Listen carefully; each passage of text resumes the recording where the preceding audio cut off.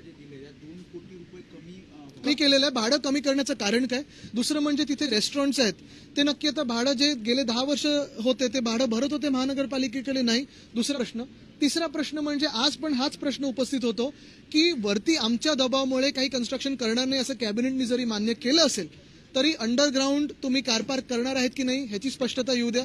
चौथी गोष्ट म्हणजे थीम पार्कची कोणालाच गरज नाही. कोणाला एसएल वर्ल्ड वर्लीमध्ये नकोय. लँडस्केपिंग करून पाहिजे. पण सगळ्यात महत्वाचं म्हणजे तिथे आमचे साधारणपणे 250-300 लोक राहतात.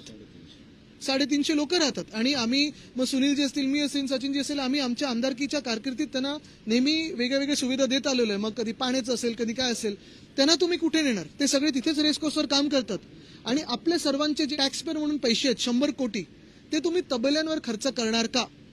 तबेले मालक जे आहेत ते स्वतःचे घोडे पाळतात तिथे रेसिंग करतात त्यांना विरोध नाहीये. पण जर स्वतः घोडे पाळू शकतात तर तबेले तरी डागडुजी करू शकतात.